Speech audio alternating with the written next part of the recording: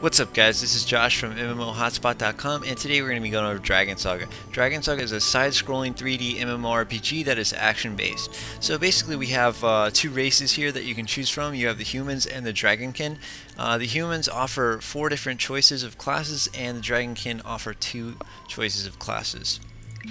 So if we go in the human here, the classes that the human offer are Warrior, Magician, Archer, and Thief. The Dragonkin also have Shaman and Twin Fighter, but you can only access the Dragonkin race once you have a level 20 human character. So you're going to have to start off with humans, basically when you start the game.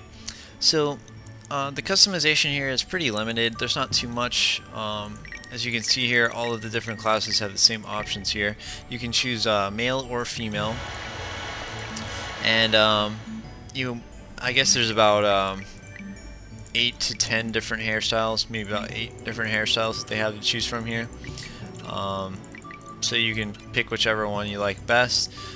They have, I don't know, maybe about 20 different colors here, 15-20 different colors, so not too much. And then face choices, they don't have a whole lot either. There's about 8 different face choices or 7 or something like that. So that's about it. I mean, all they offer here is your gender select, hairstyle, hair color, or face. So you don't have a lot of customization options, so characters in the game do look pretty similar. Basically that's it for the character customization, and I'll go ahead and jump in and show you guys the interface. Alright, so we're in game now, and I'll basically go over the interface with you guys real quick. So on the left hand side here, you can see we have the mini quest log here, which just basically lists all the quests that you have currently. If you press L on your keyboard, it'll bring up your quest log, your full quest log, and this will give you all the information for the different quests and all the quests that are listed here on the left side. You can also double click on a quest over on the left side and it will bring up the quest menu here. So that's the mini quest log. At the bottom is basically your skill bar here, and it shows all the different skills that you have, and basically it shows the level of your character, your HP, your MP, and your experience at the bottom. It also displays all the hotkeys for your attacking abilities. These attacking abilities are done really well with the hotkeys. The hotkeys are very easy. It's not like other games that use like 1, 2, 3, 4, 5, 6, 7, 8, and so on. These actually use keys that are comfortable, which they're all around the W, A, S, and D keys. You do use the arrow keys on your keyboard to actually move your character, and then all the other keys, the like W, A, S, D, and all the keys around there are actually used for attacks. And you can actually, if you press escape on your keyboard, you go to the keypad setup, it'll actually list what all the things on your keyboard do, and you can actually drag and switch things however you want.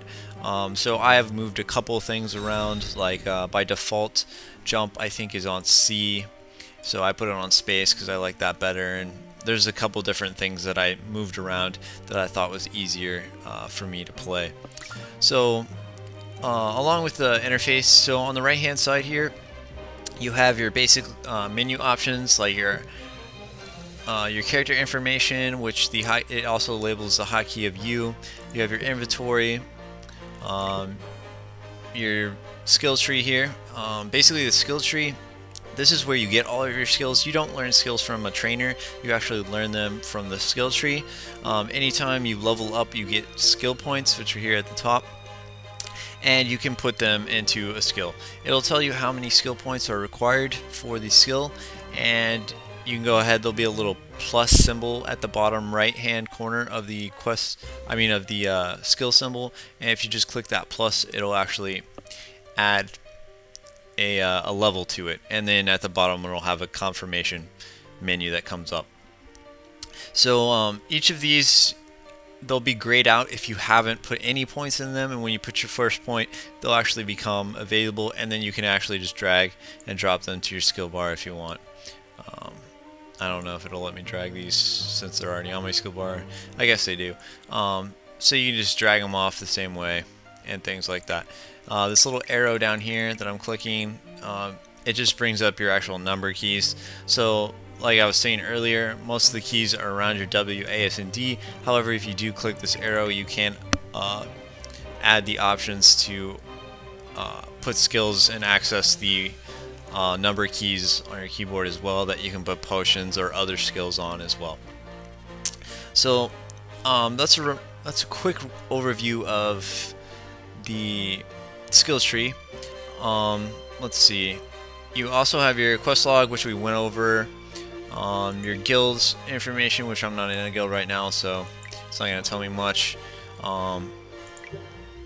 You have your party information, so if you press Y on your keyboard or you hit the party information button down here, it'll show you what friends you have on your friends list.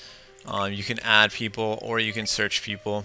You'll get a lot of friend requests randomly in this game because a lot of people like to add friends, because you do get a bonus. You do get bonus experience for having friends or playing with friends in this game. So it might be a good idea to party up with and invite some people to your friends list and play with them, so you get some extra bonuses. And then they do have a couple system as well, which I think you also get some bonuses if you're technically, I guess, I don't know if they consider it married or just you're like a girlfriend or boyfriend of another character in the game. But I think you do get some bonuses from that as well. And then finally you have your journal here. So this just tells you some different information, and you can see your medals, which are just like achievements basically, and it'll list all the achievements and how much you need to unlock these different achievements and stuff like that. So at the top right, you have your main mini-map, and this is also a mini-map here, which you can just exit out if you want, because it takes up a lot of the screen. But your main mini-apps up here, it'll tell you the area where you're at. You can see here that it has question marks for the quest that I need to turn in, or exclamation marks. The little bullseye point here is where you're at on the map. And so up at the top, like I said, it says the name and it says which channel you're in. And if you hit the little arrow here, you can actually minimize it. And then at the bottom, it'll show your mail and how much gold you have, basically. Alright, so we're in a mission entrance area, and basically when you enter this mission here, it'll basically prompt you with this menu here, and you'll always start off with the F1 here, and if you click that, you're able to manually choose which stages you would like to play on, and if they do have the Q on them, it means you do have quest monsters that you can kill in these areas, or you can hit speed and then you can choose basically 1 map, 2 maps, or 3 maps.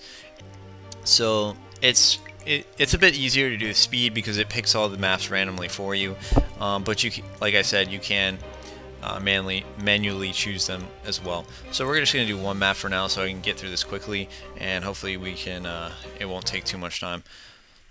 So as we enter here, it's going to tell us the mission starts, and we're basically going to start fighting these monsters. So this will give you guys a chance to see some of the combat and different abilities that you can use. I'm playing a warrior right now, so these are some of the warrior abilities that you can use.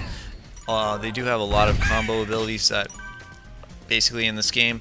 They have abilities that can knock opponents in the air. You can actually attack opponents in the air, and you can attack them while they're on the ground as well. So there's tons of various moves that you can do to combo things, and the objective in these missions modes is to try not to get hit by the enemies here, because you do lose points. And you can see at the bottom left hand side of the screen on the interface, there is basically a letter grade that I have right now, which is E, and as I kill more monsters in these areas, my letter grade will basically go up. So you want to combo and do as much different things as you can to help increase this letter grade. And you can get all the way up from, it starts at F and it goes all the way up to triple S. So the higher your rank, the more rewards you'll get at the end of the mission. So you want to try to do the best you can, and each time you get hit, you do lose some points, and you get more points and experience, as you can see in the combos. So on the right hand side, you're seeing that I am racking up combos, and as I do get past 20, you can see it says EXP times 1.1, so I do get some extra EXP bonuses for having this past a certain combo amount. And you do get different achievements, like I said earlier on the achievement list, for getting certain combos. The first one is like 100 combos, and I'm not sure what it is after that. It might be like 500 or 1,000. I don't remember. I used to play this game back when it was actually called Dragonica, and now it's called Dragon Saga. And unfortunately, if you guys have played the game when it was back at Dragonica, you do have to put in a ticket to get your old account back. So unfortunately, I can't play my old account right now because I still am waiting on the support ticket to be answered. But I imagine that they can just recover that because it should still be in their system.